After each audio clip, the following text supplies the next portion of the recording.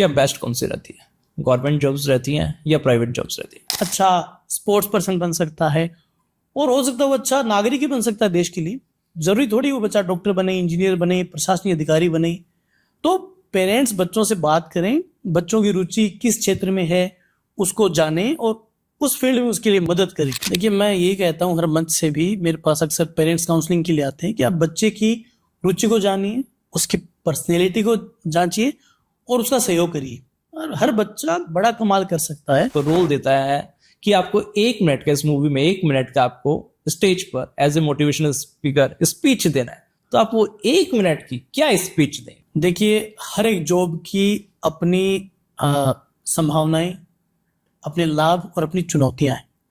Government jobs में आप अपना फ्यूचर सिक्योर कर सकते हैं, लेकिन प्राइवेट सेक्टर में भी आपके पास अपार संभावना है। कहते हैं दुनिया का सबसे बड़ा रोग है क्या कहेंगे लोग। जी ये जो 95% ले आओ, 98 ले आओ, लोग क्या कहेंगे, पेरेंट्स क्या कहेंगे, पड़ोसी क्या कहेगा, इसको लेकर कहीं ना कहीं तनाव इतना रहता है कि इससे आदमी निकल ही नहीं पाता। देखिए जो भी व्यक्ति रील्स को जल्दी जल्दी देखता है, कहीं ना कहीं वो अपने दिमाग में एक ऐसी एक्टिविटी को जन्म दे रहा है जो उसे हर काम फास्ट करवाती। अब मान लीजिए कोई पढ़ने वाला स्टूडेंट है, युवा कैसा अपना कंट्रीब्यूशन इस देश को दे सकते हैं, इस देश को आगे बढ़ाने के लिए दे सकते हैं कि हमारा देश बहुत तरक्की करे? देखिए मैं ये मानता हूं कि हम जिस भी फील्ड में काम कर रहे हैं, the show must go on. व्यक्तियों को भी रुकना नहीं चाहिए। संभावनाओं की कोई कमी नहीं है, जीवन में समस्याएं नहीं होती, चुनौतियां होती हैं, तो the show must go on. नमस्कार, आप देख रहे हैं जनता दरबार न्यूज और मैं हूं आपका अपना पुनीत शर्मा। आज हमारे साथ मौजूद है हमारे खास मेहमान देवेंद्र जोशी जी, जो मोटिवेशनल स्पीकर हैं, साथ ही लोग उनको स्ट्रेस मैनेजमेंट का गुरु भी कहते हैं। देवेंद्र जोशी जी, इस खास कार्यक्रम में आपका बहुत बहुत स्वागत है। आज हम बात करेंगे ऐसे टॉपिक्स पे, स्ट्रेस क्या है, कैसे इस स्ट्रेस को दूर कर सकते हैं। तो देवेंद्र जी आप हमें बताएं कि स्ट्रेस क्या है, कैसे हम इसे दूर कर सकते हैं, क्या क्या इसके मुख्य कारण हैं, इसके बारे में कुछ बताएं आप। सबसे पहले सभी दर्शकों को नमस्कार। देखिए स्ट्रेस एक साइकोलॉजिकल स्टेट है, एक मानसिक अवस्था है जिससे हर व्यक्ति कभी न कभी गुजरता है और साइकोलॉजी इसे बुरा भी नहीं मानती। अगर आपका स्ट्रेस मैनेजेबल है तो आपके लिए मददगार भी हो सकता है।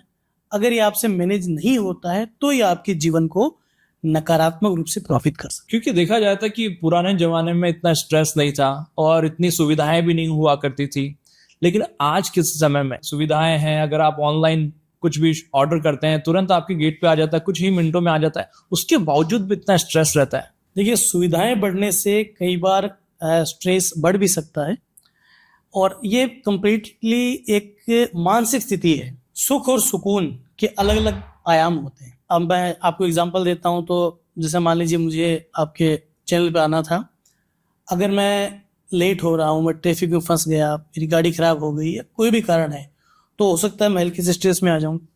कोई व्यक्ति डॉक्टर के पास गया, डॉक्टर ने उसे कैसी लाइलाज बीमारी बता दी, तो स्ट्रेस की तो कोई सीमा ही नहीं है।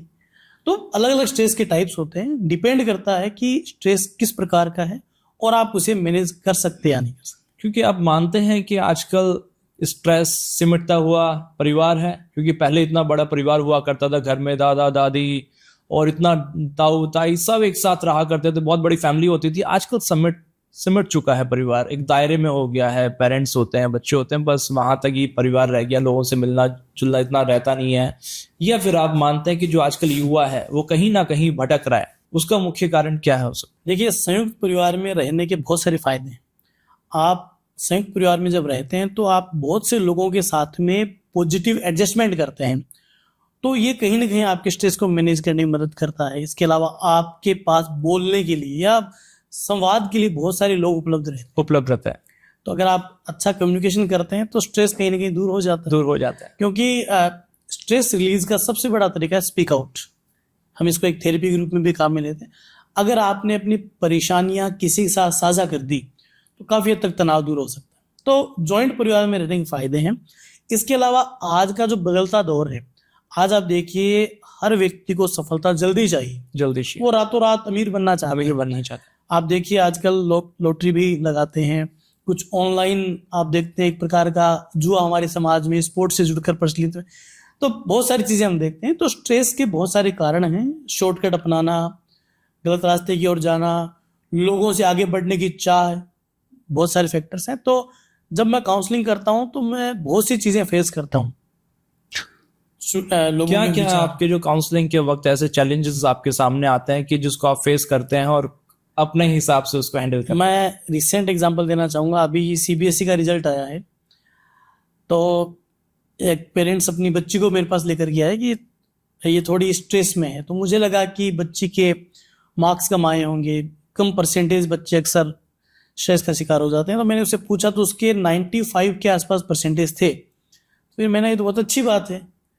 तो बोले नहीं सर, मेरी सिस्टर है रिलेशन में, उसके 99% मार्क्स आए हैं, मुझसे ज़्यादा आए हैं। इस पे एक बात कहना चाहूंगा जी। देवेंद्र जी, मैं कहते हैं दुनिया का सबसे बड़ा रोग है क्या कहेंगे लोग। जी ये जो 95% ले आओ, 98 ले आओ, लोग क्या कहेंगे, पेरेंट्स क्या कहेंगे, पड़ोसी क्या कहेगा, इसको लेकर कहीं ना कहीं तनाव इतना रहता है कि इससे आदमी निकल ही नहीं पाता। देखिए, हम मनुष्य के रूप में सामाजिक प्राणी हैं। तो समाज में रहना, समाज में अपना वजूद स्थापित करना और लोगों से उसे मनवाना, हर व्यक्ति कहीं ना कहीं इस चक्र में पड़ा रहता है। हम और आप भी इसे अछूते नहीं हैं, लेकिन हमें परिस्थितियां समझनी पड़ेंगी, हम किस परिस्थिति में हैं और हम किससे बेहतर बना सकते हैं। मैंने जो आपको बच्चे का एग्जाम्पल दिया, मैंने उसे कहा कि आपके बहुत अच्छे मार्क्स हैं, और इसे अच्छे तो हैं, लेकिन मेरी जो रिलेटिव है उससे कम है। बस अब बताइए, अब इस चीज का कोई स्ट्रेस होना नहीं चाहिए। खैर, मैंने उसे कहा कि अभी तो आगे बहुत सारे एग्जामिनेशंस हैं, उसको कुछ एग्जाम्पल दिए, क्योंकि रेमेडीज हमें अपनानी पड़ती हैं। मैंने कहा कि ऐसा एग्जाम्पल मेरे पास भी आया था, कम परसेंटेज वाले बच्चे अक्सर ज्यादा सफल हो सकते हैं। मैंने 2-4 एग्जाम्पल दिए तो बच्चे खुश होके चली गई। अब इस एग्जाम्पल में मैंने उसे भविष्य का एक मार्ग दिखाया, 2-4 एग्जाम्पल उसको दिए, तो वो बच्चे खुश हो गए। तो स्ट्रेस के अलग अलग टाइप्स होते हैं।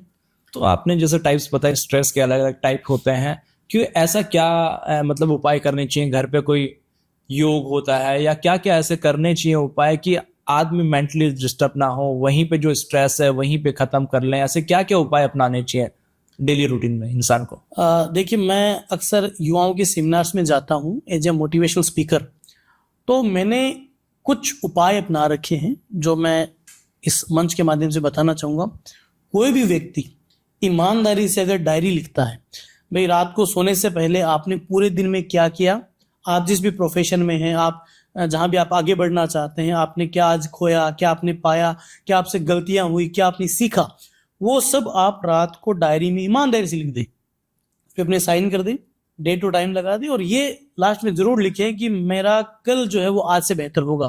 तो आपने सब कुछ जब लिख दिया, तो ये जो उपाय है ये बहुत से लोगों का स्ट्रेस दूर करने में सफल रहा है। और मैं आपसे कहना चाहूंगा, हजारों विद्यार्थियों का स्ट्रेस इस एक उपाय से दूर हुआ है, बशर्ते डायरी ईमानदारी से लिखी जाए। आप मोटिवेशनल स्पीकर की बात कर रहे हैं, तो आप देवेंद्र जी हमें बताया कि ऐसा क्या आपकी लाइफ में टर्निंग पॉइंट आया था कि आपको लगा कि मुझे मोटिवेशनल स्पीकर बनना चाहिए? और जिस हिसाब से लोगों में स्ट्रेस बढ़ रहा है, तो स्ट्रेस मैनेजमेंट का जो लोग कहते हैं कि गुरु भी कहते हैं आपको जी, तो ऐसा क्या आपकी लाइफ में आया था कि आपको जो आप वर्क कर रहे थे वहां से हटकर आप मोटिवेशनल स्पीकर बने? देखिए, बेसिकली मैं कंपटीशन क्लासेस को पढ़ाने वाला एक टीचर हूँ। जनरल नॉलेज और साइकोलॉजी में शुरू से मेरा इंटरेस्ट रहा है, बच्चों को मैंने ये पढ़ाया है। अक्सर जब बच्चों से मिलने के लिए जाते हैं, तो टर्निंग पॉइंट की जब आपने बात की, तो एक बार एक मेरी स्टूडेंट अपनी सिस्टर को मेरे पास लेकर के आई थी। उसने मेडिकल का एग्ज़ाम दिया था, डॉक्टर बनने के लिए नीट का एग्ज़ाम दिया था। उसमें उसका 2-3 चांसेस बाद हो नहीं पाया। अच्छा। और उस बच्चे ने कहा कि मैं अपना जीवन अब खत्म करूंगी और मेरे पास कुछ बचा नहीं। तो मैंने एक चैलेंज के रूप में लिया, मैंने कहा इस बच्चे को हमें एक पॉजिटिव रास्ते पर ले जाना है।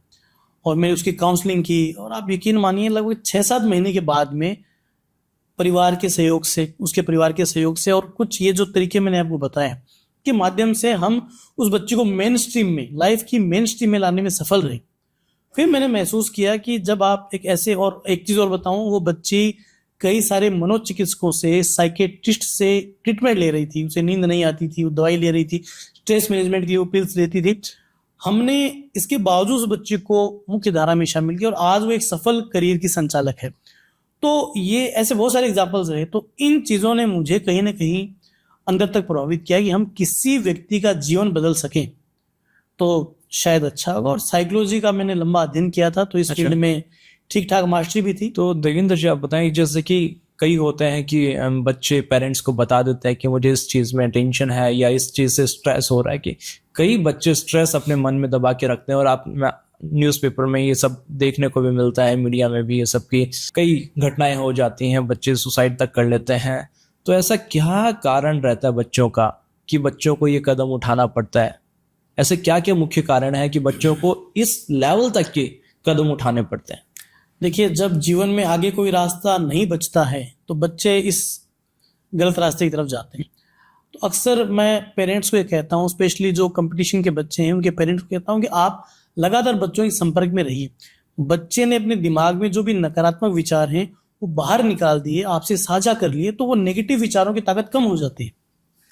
तो सबसे बड़ा फैक्टर तो ये है कि बच्चा किसी से बात नहीं करता है, और हम कुछ सिम्टम्स को भी कैच करते हैं। पेरेंट्स से मैं कहता हूँ कि जब आपका बच्चा जो पहले सामाजिक था, सबसे मिलता जुलता था, पब्लिक प्लेसेस पे जाता था, अगर वो अकेला रहने लग जाए तो मान लीजिए खतरे की घंटी है। पेरेंट्स को आप क्या मैसेज देना चाहेंगे इस पॉडकास्ट के जरिए, कि मतलब पेरेंट्स को क्या क्या करना चाहिए कि टाइम टू टाइम बच्चों को मोटिवेट करने के लिए सब क्या क्या करते रहें पेरेंट्स?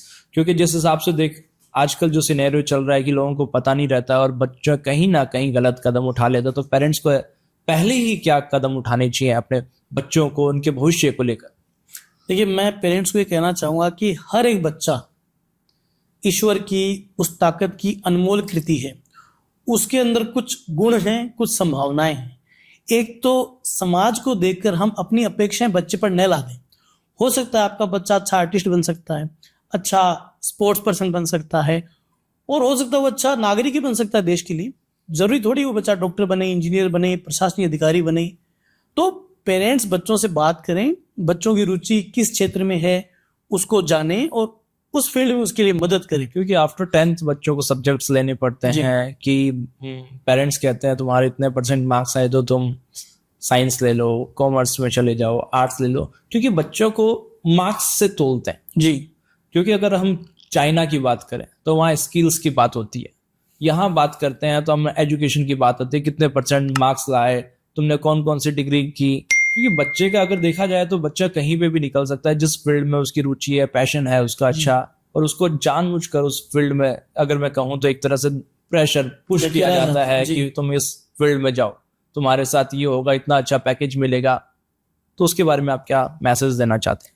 देखिए, मैं यही कहता हूँ, हर मंच से भी मेरे पास अक्सर पेरेंट्स काउंसलिंग के लिए आते हैं कि आप बच्चे की रुचि को जानिए, उसकी पर्सनैलिटी को जांचिए और उसका सहयोग करिए। और हर बच्चा बड़ा कमाल कर सकता है। अभी कुछ दिनों पहले पेरेंट्स मेरे पास आए, उनका बच्चा ऑटिज्म से ग्रस्त था। ये स्पेशल चाइल्ड होते हैं, तो ये बच्चे क्या है कि चीज़ों को थोड़ा धीरे समझते हैं, और लेकिन उनके पेरेंट्स ने पूछा, स्पेशली उनकी मदर का क्वेश्चन था कि बच्चे में सर कोई क्वालिटी नहीं। बड़ा भावुक सवाल था। अब ये चीज़ें बाय बर्थ हैं। मैंने उनसे एक बात कही कि मैंने कहा आपके बच्चे की सबसे अच्छी क्वालिटी ये बहुत अच्छा है, अच्छा है, इसके मन में कोई पाप नहीं है, ये सबके साथ खुश रहना चाहता है, ये चीज़ों को समझना चाहता है। और मैं बहुत इमोशनल हो गया। तो पेरेंट्स ने भी कहा कि सर ये बहुत अच्छी बात है, ये बच्चा सबके साथ खुश रहता है। मैंने कहा इससे बड़ी बात क्या होगी, आपका बच्चा हमारे देश का एक अच्छा संसाधन है। तो ये भी अपने आप में बहुत अच्छी क्वालिटी। बहुत से लोग चाहकर भी अच्छा नहीं बन पाते, ये तो बाई बर्थ अच्छा है। क्योंकि लोग मतलब हम लोग देखते नहीं है, अगले की पॉजिटिव चीज नहीं देखते, उसके नेगेटिव गुणों पे जाते हैं कि इसके साथ ये है, वो नहीं कर सकता, उसके पॉजिटिव गुण क्या है उसको नहीं देखते हम लोग। क्योंकि वही बात है कि ग्लास में आधा पानी है, आधा खाली है, खाली नजर आ रहा, आधा जो भरा हुआ वो नजर नहीं आता। सही बात है। देवेंद्र जी, एक चीज सिनेरियो सोचो कि आपको किसी स्टेज पर आप मोटिवेशनल स्पीकर स्पीच दे रहे हैं, सामने कोई डायरेक्टर बैठे हैं, उसको एक बहुत पसंद आ गई स्पीच, और उसने अपने एक मूवी में आपको रोल देता है कि आपको 1 मिनट का, इस मूवी में 1 मिनट का आपको स्टेज पर as a motivational speaker speech देना है। तो आप वो 1 मिनट की क्या स्पीच देंगे? हमारे दर्शकों को बताएंगे क्या स्पीच देंगे? मुझे यहाँ 1 मिनट की स्पीच देनी है अभी। हाँ देखिए, बताएं आपकी क्या होगा। देखिए, 1 मिनट में तो कंक्लूजन किसी भी चीज़ का मुश्किल है, फिर भी मैं प्रयास करता हूँ। अगर मैं स्टेज पर हूँ तो मैं वहाँ बैठी ऑडियंस से ये अनुरोध करूँगा कि देखिए, हम सब एक मनुष्य के रूप में बहुत लिमिटेड समय लेकर इस धरती पर आए हैं। हमारा एक जीवन है, इस जीवन को हम किसी भी रोल में चरितार्थ अगर कर पाए, अगर हम लाइफ की रिलेवेंसी सिद्ध कर पाए, तो इससे बड़ी सफलता शायद नहीं हो सकती। नहीं हो सकती। अब रिलेवेंसी के अलग अलग मायने हैं। कोई व्यक्ति है जो सिर्फ अपने परिवार तक सीमित है कि भाई मुझे अपने परिवार को खुश रखना है, मुझे अपने बच्चों का भविष्य बनाना, तो ये भी ठीक है। इसके बाद में अगर हम आगे बढ़ते हैं तो व्यक्ति के बाद में समाज की हम बात कर सकते हैं। अगर कोई व्यक्ति कहता है नहीं मुझे समाज के लिए कुछ करना है, बहुत से लोग करते हैं। और उससे भी बड़ा अगर दायरा या एस्पेक्ट हम देखें तो वो देश है। बहुत से लोग हैं जो देश के लिए कुछ कर गुजरते हैं। तो व्यक्ति, परिवार, समाज और देश या राष्ट्र, इस श्रृंखला के रूप में हम कहीं भी अपने इस छोटे से जीवन को, क्षणभंगुर जीवन को चरितार्थ कर पाए कि जाने बाद लोग कहेंगे यार ये बंदा आया था, इसने कुछ अच्छा काम किया है, तो मुझे लगता है इससे बड़ा रोल शायद हमारा नहीं हो सकता। तो ये 1 मिनट में तो 1 मिनट में आप यही। और अगर आपको किसी बुक, अगर आप जैसे आपकी ये बुक है जी, कामयाबी द सक्सेस की अगर मैं बात करूं, जी, ठीक है, इस पे अगर आपको किसी को एज ए ऑटोग्राफ के बाद में अगर एक कोट लिख के देना, कोई एक चीज लिख के देनी मोटिवेशन की, तो आप इस बुक पर क्या लिख कर देंगे उस बच्चे को? क्या कामयाबी का वो सक्सेस मंत्र लिख के देंगे आप कि ये तुम्हारी लाइफ में बहुत काम आने वाला है? देखिए, मैं ये मानता हूं कि हम जिस भी फील्ड में काम कर रहे हैं, the show must go on. व्यक्तियों को भी रुकना नहीं चाहिए। संभावनाओं की कोई कमी नहीं है। जीवन में समस्याएं नहीं होती, चुनौतियां होती हैं। तो the show must go on. आप जिस भी फील्ड में, शो जारी रहना चाहिए। आपको कभी भी अच्छा अवसर मिलता है, आप इस दुनिया पर छा सकते। तो ऐसा कौन सा मंच मिलता है या कौन सा मंच होता है ऐसा, या कहाँ पर काउंसलिंग होती है, किन से जुड़ना चाहिए, उसके बारे में थोड़ा डिटेल में आप बताएं। क्योंकि इस समय जो होता है कि बच्चों को पता नहीं होता और पेरेंट्स भी अपने काम में इतने व्यस्त रहते हैं कि उन्होंने बोल दिया कि बच्चे तुम्हें ये करना है तो बस वो करना है। बस उनका उस एक तरह से वो लास्ट एंड फाइनल रहता है कि ये तुम्हें करना है और ये तुम्हें इस क्लास में करना है, इस कॉलेज में आके तुम्हें ये सब्जेक्ट लेना है, ये इसके लिए करना है। देखिए, किसी फील्ड में कोई भी व्यक्ति एक्सपर्टीज रखता है, उससे बेझिझक होकर आप मिले, वो आपको गाइड कर सकता है। अब एक व्यक्ति या संस्था के रूप में हम लोग एक प्रयास कर रहे हैं।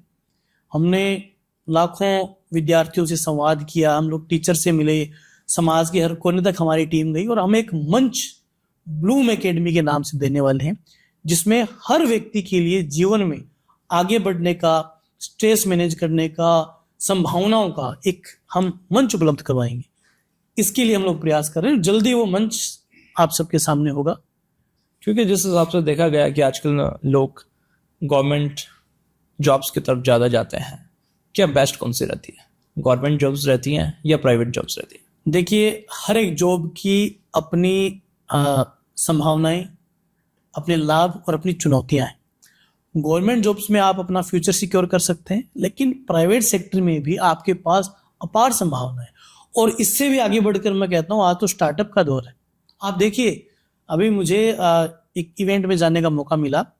मैंने देखा कि छोटी छोटी एज के बच्चों ने, युवाओं ने ऐसी ऐसी संभावनाओं के द्वार खोल दिए स्टार्टअप की। इसकी कोई सीमा नहीं है। तो आपके पास अगर क्वालिटी है तो संभावनाओं की कोई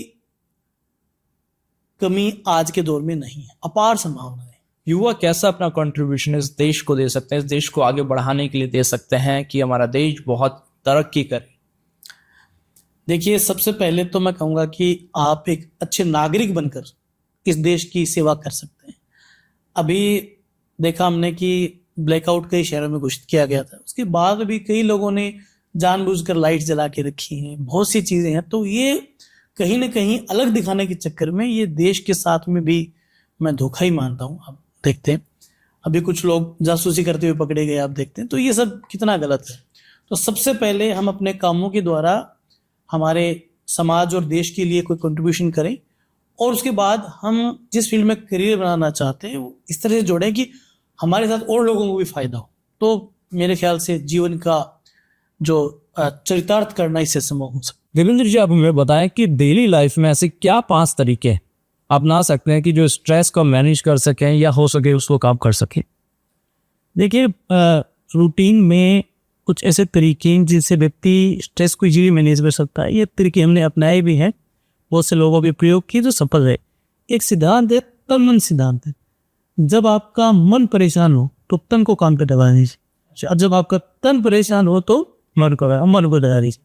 मैं एग्जाम्पल देता हूँ, जैसे मान लीजिए कोई व्यक्ति मानसिक रूप से तनावग्रस्त है, तो फिजिकल एक्टिविटी शुरू कर दे, इवन वो पैदल की समस्या है, अगर एक व्यक्ति 30-35 मिनट बहुत आराम से चहलकदमी कर लेता है तो उसके दिमाग में कुछ ऐसे हार्मोन स्रावित होते हैं कि उसको कोई ना कोई रास्ता मिल जाता है और वो पॉजिटिविटी से भर जाता है। और जब मान लीजिए कई बार तन परेशान है व्यक्ति, बुखार से पीड़ित है, कोई ऐसा रोग उसको लग गया है जो परेशान कर रहा है परेशान, तो आप अच्छी किताबें करिए, पॉजिटिव बुक्स पढ़ सकते हैं आप। इसके अलावा आप कॉमेडी मूवीज देख सकते हैं या कोई ऐसी चीज़ आप देख सकते हैं जो आपके मन में सुकून देती है। वही मैं कहता हूँ मैं बहुत कारगर उपाय है, अभी करके देखिए। तन मन का जो साधने का सिद्धांत है ना, वो बहुत सफल था। इसके अलावा मैं कहना चाहूँगा, अगर आप नियमित रूप से खेल खेलते हैं, छोटी एज के बच्चों को आप स्पोर्ट्स से जोड़ दीजिए, क्योंकि जो खिलाड़ी होता है वो क्या करता है, अपने जीवन में उतार चढ़ाव वो देखता है। मान लीजिए कोई क्रिकेट खेल रहा है, अपने सिंपल सा एग्जाम्पल देते हैं, अभी IPL भी चल रहा है, तो वो जब बैटिंग करने आता है या बॉलिंग करता है, वो देखता है कि मुझे 8-10 लोगों ने घेर रखा है, किस पोजीशन पे मुझे बॉल डालनी है, कहाँ मुझे शॉट खेलना है, या खेलता है वो दौड़ता भागता है, बहुत सारी चीज़। तो एक स्पोर्ट्समैन जो होता है कभी जीतता है कभी हारता है, तो उसके जीवन में अप डाउन बहुत आते हैं, उस स्ट्रेस को मैनेज करना सीख जाता है। और दूसरी बात ये भी है कि रेगुलर खेलने से आपकी जो बॉडी है और आपका जो तन मन है वो बहुत अच्छा बैलेंस बना रहे। तो नियमित रूप से जो खिलाड़ी है जो खेल खेलते हैं, वो काफ़ी तरह स्ट्रेस को मैनेज करें। इसके अलावा हमने कुछ प्रयोग किए। जो व्यक्ति नियमित तौर पर मधुर संगीत सुनता है या रात को सोने से पहले सुनता है, तो उसकी बॉडी में जो स्ट्रेस पैदा करने वाले हार्मोन का जो लेवल वो कम हो जाता है। तो नियमित रूप से म्यूजिक सुनना, लाइट म्यूजिक सुनना बहुत अच्छी देर बही रहा। और मैंने बहुत से युवाओं में प्रयोग भी करवाए। एग्जाम से पहले जब उनका एग्जामिनेशन होता है तो रोज़ 10 से 15 मिनट सितार का म्यूजिक, बांसुरी का म्यूजिक या अपने पुराने जो सॉन्ग्स होते थे उनकी इंस्ट्रूमेंटल म्यूजिक सुने, तो हमने देखा कि वो बहुत उनका मूड अच्छा रहा, उन्होंने एग्जाम में परफॉर्मेंस भी अच्छा किया। तो नियमित रूप से संगीत सुनना भी एक अच्छी दवा मानते हैं। इसके अलावा मैं एक चीज़ पर बल देना चाहूँगा कि प्रकृति के समीप अगर आप जाते हैं, बहुत प्रसिद्ध की चीज़, अगर कोई व्यक्ति नियमित रूप से सूर्योदय होना, सूर्यास्त होना देख लेता है, तो मैं कहता हूँ सबसे बेस्ट कि बायोलॉजी क्लॉक के लिए बहुत अच्छा रहता है। एक उपाय हमने किया, जो बच्चे बहुत ज़्यादा स्ट्रेस में थे, हम उनको प्रकृति की गोद में ले गए। अच्छा, आप भी कर सकते हैं। मान लीजिए आप पहाड़ों में जाकर के बैठते हैं या कोई भी प्राकृतिक स्थान है या मंदिर में भी जा सकते हैं। आपको ये करना है, आप वहाँ जाके कि बैठ जाएं और अपने आप को उस परिवेश का, वातावरण के भाग जैसे मान लीजिए आप शाम के समय मौसम अच्छा है और आप पहाड़ों में चलेंगे या आप किलों पर जाकर के बैठ गए या आप नदी किनारे बैठ गए और आप ये मानते हैं कि मैं इस प्रकृति का हिस्सा हूं, तो थोड़ी देर में प्रकृति आपको आत्मसात करने लग जाता है। आपको इतना अच्छा लगता है, इसकी कोई सीमा नहीं। हमने ये प्रयोग उन युवाओं पर किया जो बहुत परेशान थे, कुछ तो सुसाइड का अटेम्प्ट भी कर चुके थे। प्रकृति का जो सामीप्य है उन्हें ऊर्जा से भर देता है, वो धीरे धीरे मुख्य धारा में आने लगे। तो ये छोटी उम्र से बच्चों को आप स्टार्ट करवा सकते। और इन सबसे बड़ी बात है व्यक्ति का सामाजिक होना। बच्चों को आप बचपन से आप सामाजिकता को उनमें डेवलप करें। हर व्यक्ति के जीवन का सकारात्मक पहलू अगर आपने उनको देखना सिखा दिया, तो मुझे नहीं लगता है कि वो जीवन में कभी शिकायत कर पाएगी। क्योंकि सामाजिक से व्यक्ति होता है तो वो अन्य लोगों के संपर्क में आए, उनके जीवन से जुड़े बहुत से उदाहरण वो आत्मसात भी करता है, सीखता भी है कि उनसे परेशान लोग हैं, मुझसे जो सफल लोग हैं जीवन उन्होंने क्या किया।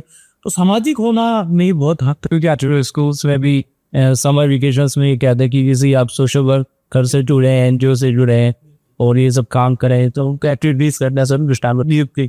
और एक मैं कहूँगा कि जॉय ऑफ गिविंग जो है वो बहुत हद तक स्ट्रेस को मैनेज कर सकते। आप में देखिए वो लेवल हो गया कि आप दूसरे लोगों को भी कुछ दे पा रही हैं। जैसे कोई व्यक्ति रेगुलर ब्लड डोनेट करता है, वह खुद रेगुलर ब्लड डोनेट करने में बड़ा अच्छा लगता है। कोई व्यक्ति प्लांटेशन भी कर रहा है, कोई व्यक्ति कुछ भी नहीं, अगर अपनी कॉलोनी में कोई गाय उसको रोटी दे रहा है, अगर डॉग से उनको फूड दे रहा है, तो ये चीज़ें भी कहीं ना कहीं उस व्यक्ति को अच्छा महसूस करवाती। सो जॉय ऑफ गिविंग एक बहुत बड़ा फैक्टर, जिससे आपको स्ट्रेस से मैनेज नहीं होगा, आपको बहुत अच्छा अपने बारे में दिखेगा, आगे बढ़ने की चीज़ डीप आएगी से वो करने पे बहुत जरूरी है। इससे काफ़ी पॉजिटिव जी अपने सब वाइड पॉजिटिव। रील्स की दुनिया में जहाँ 30 सेकंड 40 सेकंड की रील्स होती हैं वो हम 2 3 5 सेकंड तक देखते हैं और स्क्रॉल करते जाते हैं। पेशेंस नहीं है, पूरा वीडियो देखने का तो समय हमारे पास बिल्कुल नहीं है रील्स की दुनिया में। तो कैसे लोग पेशेंस बनाए? पेशेंस की बहुत कमी है, धीरे धीरे लोगों में पेशेंस की कमी आती जा रही है। जिस हिसाब से लोगों में झगड़े, ये सब काफ़ी तनाव, ये सब काफ़ी देखने को मिल रहा है, तो इसको कैसे कम कर सकते हैं? आपने बहुत अच्छा सवाल पूछा है, मैं इस सवाल का बहुत विस्तार से जवाब देना चाहूँ। देखिए, जो भी व्यक्ति रील्स को जल्दी जल्दी देखता है, कहीं ना कहीं वो अपने दिमाग में एक ऐसी एक्टिविटी को जन्म दे रहा है जो उसे हर काम फास्ट करवाती। अब मान लीजिए कोई पढ़ने वाला स्टूडेंट है और उसने आधे घंटे में खूब सारी रील्स देख ली, जो पढ़ में जाएगा ना, वो कंसंट्रेट नहीं कर पाएगा, वो एकाग्रचित्त नहीं हो पाएगा। और यही अब क्या होता है, पढ़ाई करते समय हमें किसी चीज़ पढ़ना पड़ता है, उसे समझना पड़ता है, उसे अपनी मेमोरी में भी रखना पड़ता है। 3 तरह के काम होते हैं, तीनों में वो गड़बड़ कर जाता है। इसीलिए मैं कंपटीशन की तैयारी करने वाले स्टूडेंट्स को कहता हूँ कि आप इस रील से बचिए। अच्छा, दूसरी बात, रील देखने वाले व्यक्ति के व्यवहार में भी बहुत एक फास्ट डिसीजन मेकिंग आ जाती है। अब आप देखते हैं केवल व्यक्ति ट्रैफिक फंसा हुआ है, बहुत जल्दी परेशान हो जाता है, निर्णय भी बहुत जल्दी लेता है, सोचने का समय नहीं है। तो इससे बचना आपको बहुत ज़रूरी है। मैं ये नहीं कहता है कि आप रील्स मत देखिए, लेकिन अपनी हैबिट को आप सुधारिए भी। आपने बहुत अच्छा सवाल पूछा। अभी मेरे पास एक व्यक्ति आया जो इस जल्दबाजी से परेशान था। मैंने उसको बहुत आसान सा उपाय बताया। मैंने उनको कहा कि फोम की कुछ बॉल्स आती छोटी छोटी रंग बिरंगी, जो आपको किसी भी पैकिंग की शॉप पे मिल जाएगी। मैंने क्यों बताया कि हमने प्रयोग किया हुआ था। अच्छा, वो उड़ती भी है, वो गोलियां के हवाई साथ उड़ती भी। अच्छा, मैंने उनको कहा कि आपको पैसे डेवलप करना है, आप एक काम करिए, आप उन बॉल्स को ले आइए और एक दिन का समय दे दीजिए और उनको अपने कमरे में बिखेर दीजिए। अब आपको कलर कॉम्बिनेशन बनाना है कि पहले रेड उठानी है, फिर वाइट, फिर ग्रीन, या आप अपने दिमाग में से ली और उनको एक बॉक्स के अंदर या कांच की डिब्बी के अंदर डालना है। अब आप क्या करेंगे, पहले वाइट, फिर उड़ेगी भी। तो ये एक्टिविटीज आपने क्या करेगी, धीरे धीरे पेशेंस डेवलप करिए। इसके अलावा आप धीरे धीरे लिखिए चीज़ों को, अपने शब्दों को धीरे धीरे लिखिए, आप मेडिटेशन करिए, ये बहुत कारगर चीज़ है। तो ऐसे बहुत से उपाय हैं जिससे व्यक्ति अपने जीवन में पेशेंस को डेवलप कर ले, तो ये बहुत जरूरी भी। लास्ट में एक हमारा रैपिड राउंड करते हैं आपके साथ। देवेंद्र जी, आपको क्या पसंद, बुक या पॉडकास्ट देखना? पॉडकास्ट। आपको इस एज में सफलता आगे चाहिए या सुकून जिया कि बस आप बहुत और ये सफलता में भी आप पसंद जी पाए? सफलता एक ऐसा पैरामीटर है जो लगातार आपकी प्यार जो रहते, आप जो काम करते हैं अभी दिल से करते हैं या दिमाग से? दिल से। कहते हैं खुद पे विश्वास रखो, कुछ लोग कहते हैं किस्मत पे विश्वास रखो, आप इसका? खुद पे विश्वास की किस्मत है कि नहीं जा सकता। जिंदगी तो सफर है या ये जिंदगी बेटा? जिंदगी मिशन है। जिंदगी मिशन है। आपको स्टेज पे बोलना पसंद है या लोगों के दिलों में रहना पसंद है? स्टेज पर बोलकर लोगों के दिलों में जगह बनानी आपको पसंद जी। देवेंद्र जी, आपका बहुत बहुत धन्यवाद। आपने हमारे साथ इस पॉडकास्ट में इतने सारे विषयों पर चर्चा की, खुलकर चर्चा की। बने रहिए जनता दरबार के साथ। मुझे दीजिए इजाजत। धन्यवाद।